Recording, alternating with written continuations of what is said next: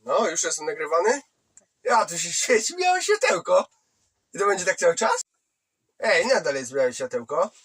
To ja się czuję jak na przesłuchaniu. No i teraz nie ma światełka i nie mam tych kropków przed oczami. No dobrze. No to takie mam pytanie. No jakie masz pytanie? No zadaj mi pytanie. No takie. Dawaj jakieś wtopy się nakręci jakieś. No dobra, to zaczynamy historię. A i nie mogę przeklinać właśnie. Będzie najtrudniejsze w tym nagraniu. Wszystko wyciszone. Cisza! Statyści! Przerwać pracę teraz. To jest aktor numer 1. Wchodzi na scenę i nagrywa. Mi ten rejs zapisał się w mózgu najbardziej. Chyba najbardziej. Są inne. Znaczy, czasami mam przebłyski różnych rejsów i mówię, ale było, ale ten jest taki, o którym nie opowiadałem. Znaczy, wśród wielu ze środowiska on już istnieje, opowiadałem sobie różne historie, rozstawiałem je w różnym świetle, zazwyczaj tym najgorszym, ale tak naprawdę nikt nie zna tej całej historii tak jak ja. Zaczął się, a właśnie, gdzie on się zaczął? Aha, ja byłem świeżo po kursie, to jest istotna sprawa. Zrobiłem kurs na JSM-a, egzamin był we wrześniu i padło hasło, że robimy rejs. Ogólnie szkoleniowo, jak to się tam nazywa, turystyczny czy coś w tym stylu. I jeszcze było tam składkowo ble. I mogą wszyscy płynąć. Ale wy, jako skończyliście z nami ten kurs, egzamin macie, to zapraszamy was też. No to, jeszcze padło hasło, że to jest jesień i Bałtyk. I Gotlandia. Nic mi to nie mówiło. Wiedziałem, co to jesień, wiedziałem, co to Bałtyk. Musiałem sprawdzić, co to Gotlandia. Połączyłem te dwa fakty, mówię jesień i oni mówią, no bo to trudne, bo to już warunki, bo to już jesień i to będzie Brzmiało dla mnie jak dzień w raju. Mówię, dobra, ja płynę. To musi być jesień, Gotlandia. Dobra, poszedłem na ten rejs. No i faktycznie przyjechałem tam dzień wcześniej do Gdyni i przez pół wieczoru mieliśmy takie spotkanie, taką odprawę i pokazywali nam mapki pogodowe, że tu się zbiera jakiś front, my będziemy tędy płynąć. Nie wiem, no ładnie było, bo na czerwono, to się dobrze w oczy rzucało.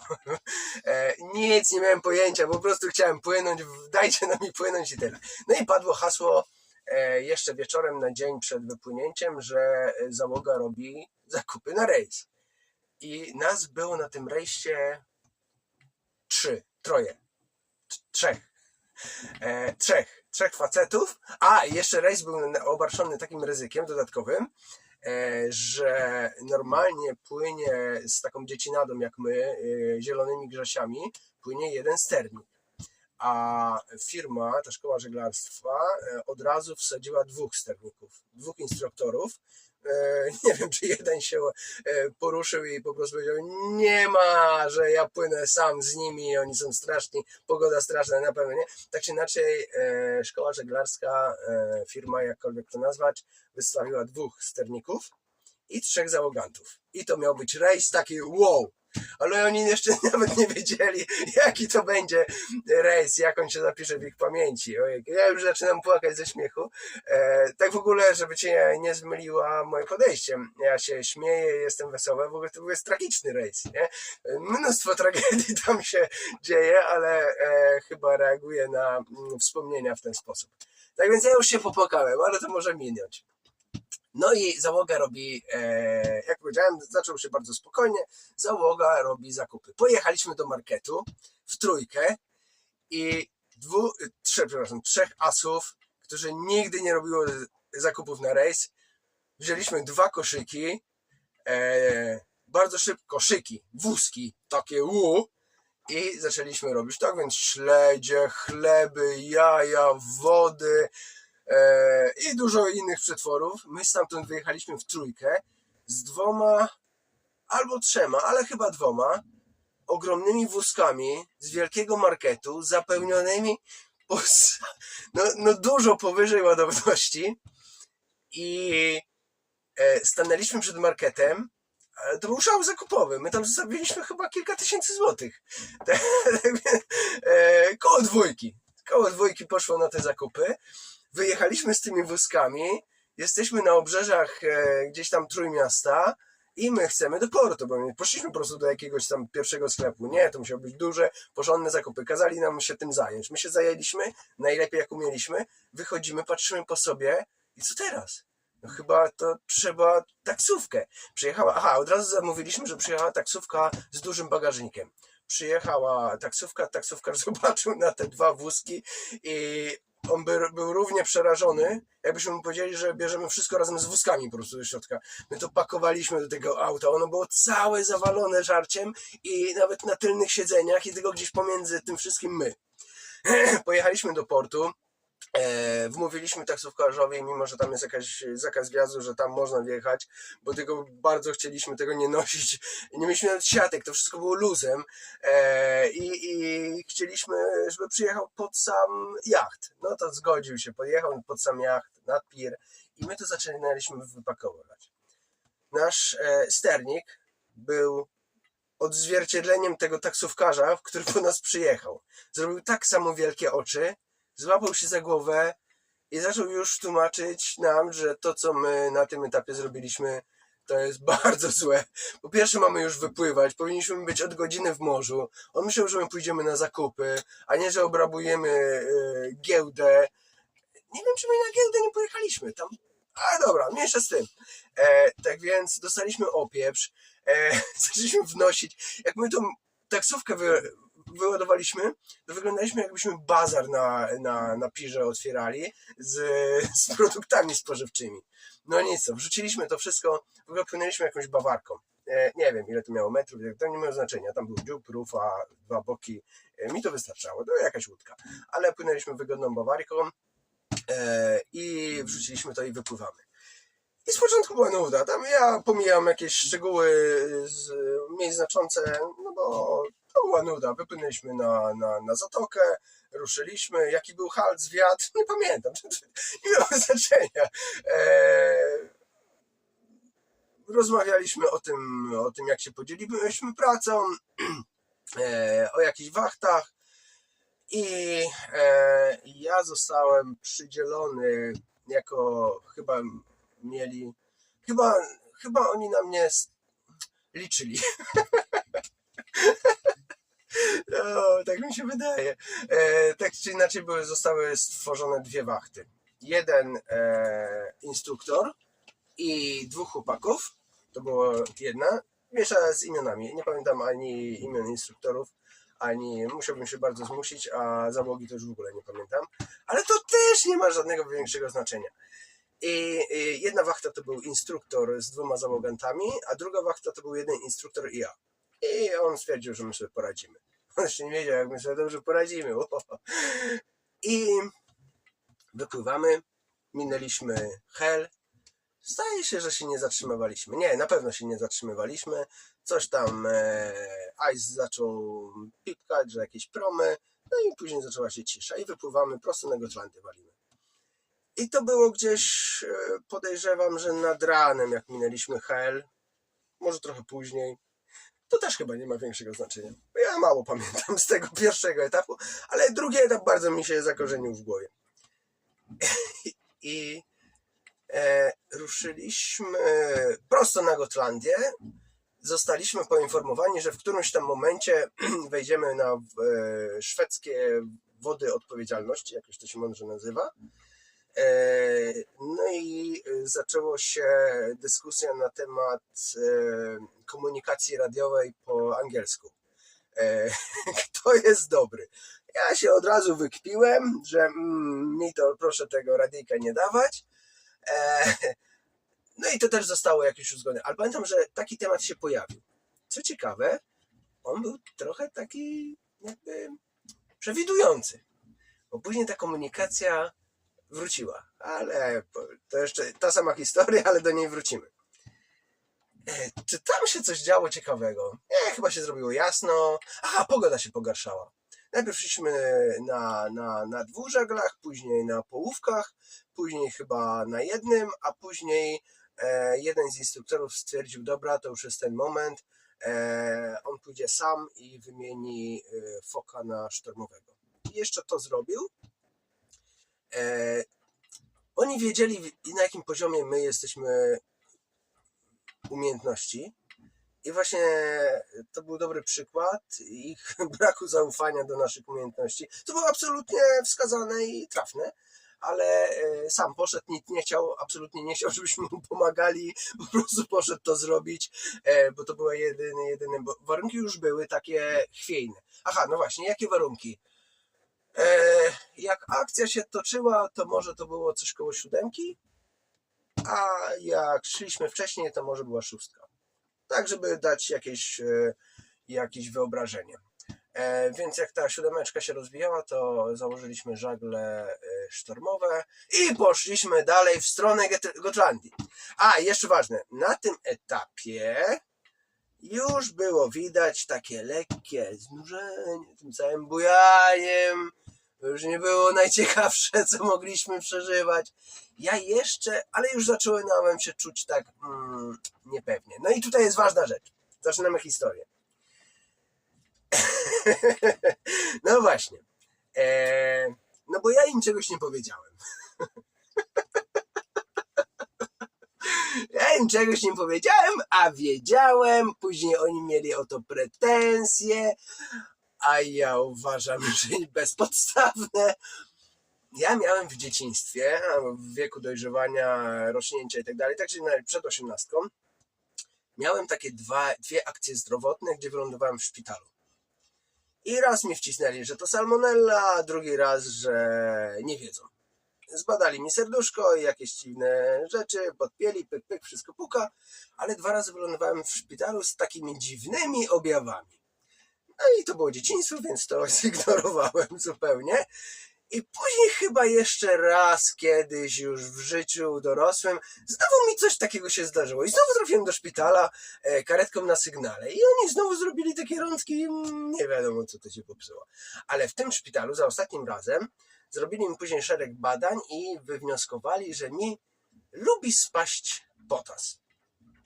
No i brzmi normalnie, każdemu czasami coś gdzieś spada i w ogóle, ale później się okazało, że ten potas jest potrzebny do życia.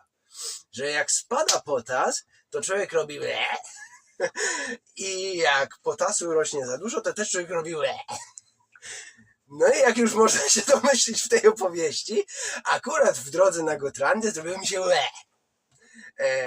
no, troszeczkę wyprzedzam fakty, zaraz wrócę do opowieści. Problem w tej historii, że podczas tego rejsu polega na tym, że jak jesteś na Bałtyku, wieje 7, jesteś gdzieś na pograniczu stref Polski i Szwecji i robi się człowiekowi coś to trudno jest coś zaradzić. Ale teraz wam opowiem to dalej. No i idziemy dalej, jest już na pewno dzień, to było może już tam koło południa, a może inna była godzina. Jakby mój mózg szybko wyrzuca informacje, które są zbędne, zostajmy przy tym, co pamiętam. I były jakieś rozmowy, rozmawialiśmy sobie o głupotach, wiem, już usystematyzujemy. Ja miałem poranną wachtę. My mieliśmy poranną wachtę i ja się bardzo dobrze całkiem czułem. Byłem za sterem, sunęliśmy, wszyscy spali, bo to ta nocka się kończyła. Ta poranna wachta się skończyła i była zmiana wacht. Tamta trójka weszła, my zeszliśmy. No i było hasło od instruktora: Wojty, idź, ja na dziobie miałem miejscówkę, najgorszą z możliwych. Tak, to była najgorsza. Nie wiem dlaczego ja ją wylosowałem w ogóle, no ale bo wcześniej było jakieś losowanie. Idź się wyspać, bo nie wytrzymasz, po paru godzinach, tam już nie pamiętam, 4 czy 5, znowu się zmienimy. No i coś zjedz. To był punkt kulminacyjny.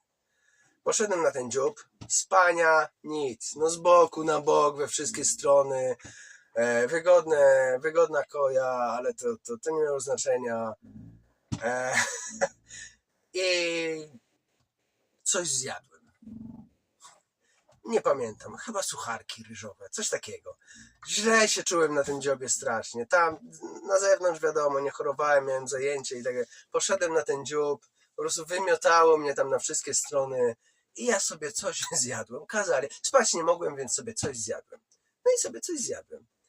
Ale czułem, że to nie jest dobry pomysł się gdziekolwiek ruszać. Zostałem już na tej koi przez tę część mojej niewachty. Nie odpocząłem w ogóle, nie wyspałem nic i cały czas się we mnie już tam gotowało. Wyszedłem do steru, zmiana wachty, tu się historia cała zaczyna, bądź czujny, obserwatorze. Idę do steru i tam nie za długo posterowałem i czuję, że coś się zaczyna dziwnego dziać. Ale tak mnie przychorowało, a to jest jeszcze najlepsze, że to było pierwsza moja atak morskiej choroby i ostatni w życiu. Później byłem wielokrotnie w dużo trudniejszych warunkach i nigdy mnie choroba morska nie chwyciła. Jakaś senność, jakiś drobny dyskomfort, coś takiego, ale nie tak jak... Nie wiem, czy mam opowiadać szczegóły choroby morskiej. To po prostu było gejzer możliwości, fontanna cudowności i wulkan możliwości. No nie wiem, może się powtarzam, nie ma znaczenia. Tak to wyglądało. Zrobiłem chyba 1 albo 2 niekontrolowane zwroty, bo kierownicę dawno puściłem, nie chciałem wulkanić na pokładzie i tak zawulkaniłem ten pokład. Po prostu masakra. To co tam się działo, to ja jeszcze nigdy nie przeżywałem i nigdy później tego nie przeżywałem. Wiem, że mój instruktor, drugi wachtowy, wybiegł na pokład i zaczął ratować. Ja w ogóle mnie odłączyło. Jakieś mroczki przed oczami. No zero, po prostu zero kontaktu. Sturlałem się za tego steru, nie pamiętam drogi na dziób. Chyba nie doszedłem do tego dziobu i padłem. To jak wyglądała moja choroba morska. Jedyna prawdziwa choroba morska w moim życiu. I ja zostałem odcięty totalnie. No i został on sam tam. I tyle. Ale jakby w tym stanie człowieka już nic nie interesuje. To nie jest stan. Ktoś, kto przeżywał chorobę morską w takim natężeniu, to myślę, że absolutnie mnie rozumie. To już nie było, że... Ja myślę, że jakby w tym momencie było hasło wszyscy za burtę, to jakby później. To już kompletnie nie pamiętam. Gdzieś tam zaległem po drodze i obudziłem się, jak wołano mnie, że chodź tu, że już się uspokoiło. Wszyscy byli na pokładzie.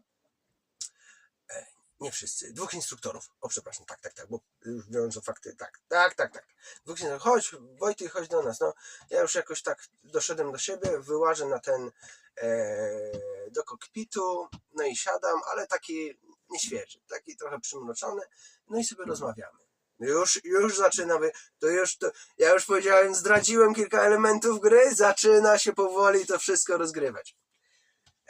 Wyszedłem na pokład, taki niemrawy i tak mnie coś tknęło, a jeszcze rozmawialiśmy przez chwilę, ale mnie już coś tknęło z tym potasem.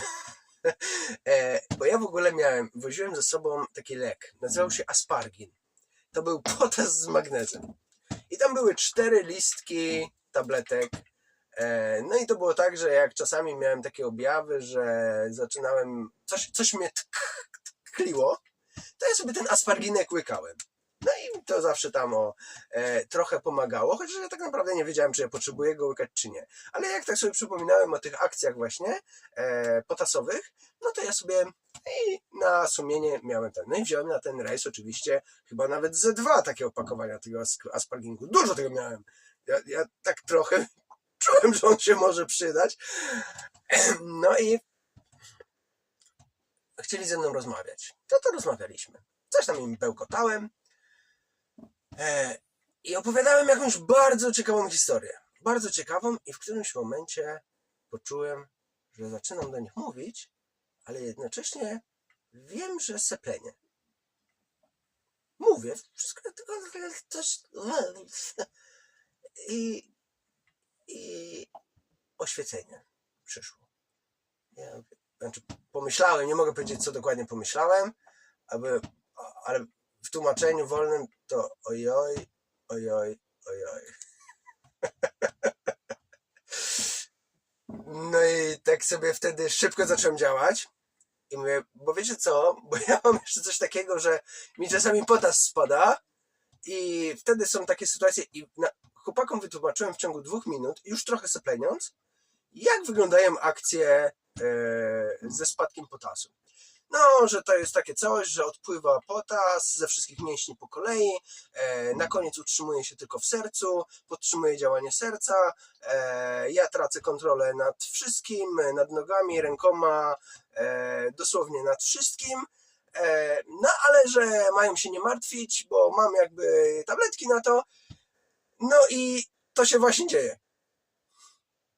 Mniej więcej w takich słowach przekazałem im informację, że właśnie czuję, że mam atak tego spadku potencjału potasu, wywołanego tym okrutnym odwodnieniem po wielkim żyganiu, jakie sobie godzinę temu zapewniłem. Żeby uzupełnić informację, ja po tym wymiotowaniu zszedłem, zaległem gdzieś tam na podłodze, a drugi załoga spała reszta, a drugi instruktor wyszedł pomóc jakby w moje miejsce. Tak więc było tych 2 w kokpicie, ja zalegnięty, no i oni mnie stamtąd wywabili, no może w pasku nie wyglądałem, tak czy inaczej wylazłem na środek, bo oni twierdzili, że tam się lepiej poczuję, mam popatrzeć, może to był myk na to, że faktycznie mam się lepiej poczuć, a on, ten instruktor, który powinien spać, poszedłby spać. Więc to było coś takiego. No i ja może im szybko wyłożyłem, że co mi się czasami zdarza i że właśnie to się zdarzyło. I ja już czuję, że bo objawy są, teraz opowiem o tym, to nie jest choroba, to jest, mi powiedział pan doktor, że to się dzieje w 0,4% społeczeństwa z badań wynikających na terenie Europy, czy Unii Europejskiej. 0,4%. Ogólnie nikt nie podejmuje zbytnio rozbudowanych badań na ten temat, bo 0,4% jak kipnie, to też się specjalnie nic nie stanie. Nie ma specjalnie leków i nikt nie wie, jak to jest. Po prostu to zależy od gospodarki tymi czymś. Czym? Minerałami. Więc jak wygląda ta choróbka? Najpierw czuję, że sztywnieje język, jakby ktoś ci dał kroplę znieczulenia miejscowego po prostu na język. Później to się rozrasta gdzieś po twarzy, ale następny etap to są palce. Mrowieją palce i to mrowienie, na początku mrowienie przechodzi postępuje. Najpierw są palce, później bardzo często mięśnie brzucha, co tu jest, przepona, w nogach takie sztywnienie się pojawia, to są pierwsze objawy. Na tym etapie jeszcze mogę chodzić, ruszać się i mówić. Dlatego szybko wykorzystałem okazję, żeby powiedzieć, że że sytuacja się pogarsza. Później mięśnie, czy może inaczej, potas odpowiada między innymi za funkcjonowanie mięśni. Jeżeli potas znika, a tak to wygląda, jak bajkowo przedstawić, on stąd sobie ucieka ze wszystkich kończyn, z całego ciała, potas znika, a tylko maksymalne, znaczy optymalne jego natężenie zostaje w serduchu. To jest tak fajnie zbudowane, żeby ono do końca, bo gdyby tam zabrakło, no to jakby historia rejsu kończy się szybko i nagle. I w dodatku podobno nieodwracalnie, bo potas jest paskudny. I następny etap czucia, może wplotę w tą historię, więc ja im opowiadam. Jestem na etapie, trzeba budować napięcie. Znaczy teraz dla jasności, minęło sporo lat. Ja się teraz mogę śmiać. W zasadzie śmiałem się po tym, no nie, żeby nie mylił nikogo śmiech, radość. To znaczy ja nie robię sobie jaj. To jest sprawa bardzo poważna. Ja tam prawie umarłem na tym jachcie jak bardzo blisko, to jeszcze porozmawiamy, ale mój sposób życia jest taki, że po prostu się śmieję, a z siebie najczęściej. Tak więc tutaj to trzeba jakby wyjaśnić. No dobra, przechodzimy do momentu, w którym ja już naprawdę zaczynam czuć. Powiedziałem im co i jak i zaczynam czuć, jak sztywnieją mi palce. Żeby dać wyobrażenie. To jest coś takiego, że mięśnie się kurczą, palce się wyginają, ręka zamienia się w coś takiego. I to nie chodzi o to, że to można sobie paluszek odgiąć. Po prostu każdy zna skurcz mięśnia w łydce. O, właśnie. To jest powiązane z takim samym bólem. Mięśnie naprężają się do granic możliwości, a jednocześnie ciało daje opór. I to jest taka ciągła walka, na którą w ogóle nie masz, ja nie mam kontroli. To się dzieje poza mną. To nie ma tak, że ja widzę, że to, bo ja to widzę przed oczyma, że ręce mi się zaczynają skręcać, zaciskać, wyłamywać dosłownie i tym już nie ruszysz. A jednocześnie powiązane to jest z ogromnym bólem. Tak jakby w środku, skurcz łydki jest najlepszym, ten pierwszy, nie ten jak już rozmasowujesz, tylko ten, który już ała. To jest to. I zaczyna się od rąk. Wracamy do historii. Ja patrzę, co się dzieje i mówię, w plecaku mam tabletki, weźcie mi to dajcie, a ja zrobię ostatnią rzecz, jak ja to powiedziałem, zrobię dzisiaj ostatnią rzecz z godnością.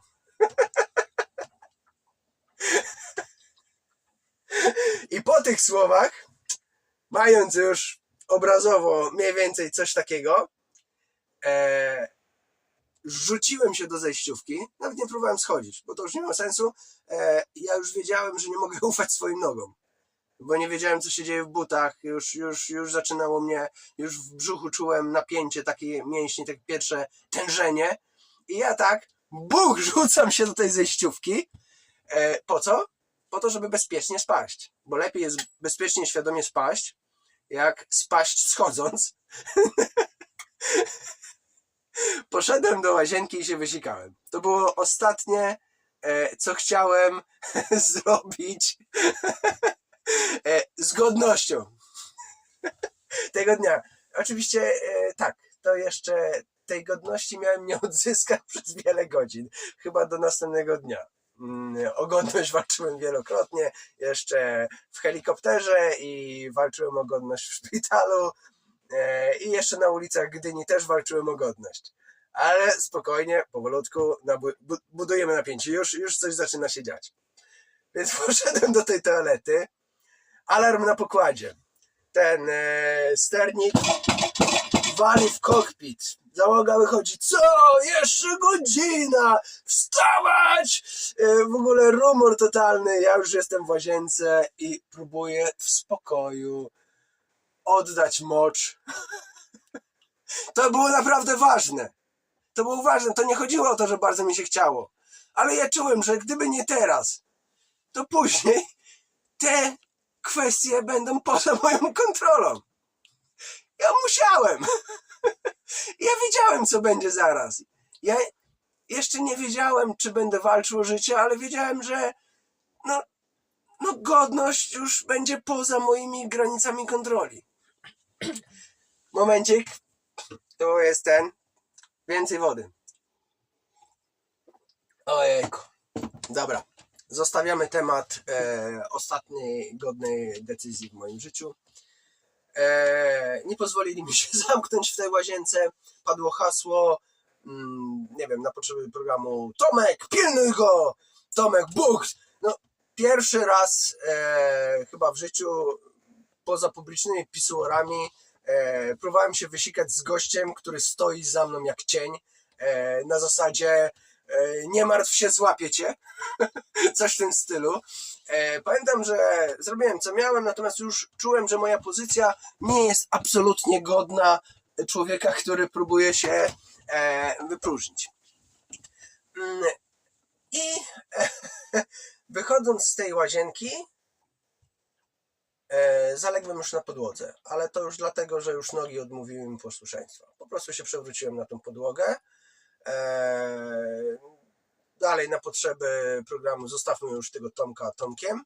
No powiedział, jak chłop miał na imię. No nieważne. Tomek mnie tam jakoś ułożył na tej podłodze i teraz faza druga. Faza druga jest taka, że to pamiętamy, to przeszliśmy. Dalej ramiona podkurczają się, bo tężeją wszystkie mięśnie.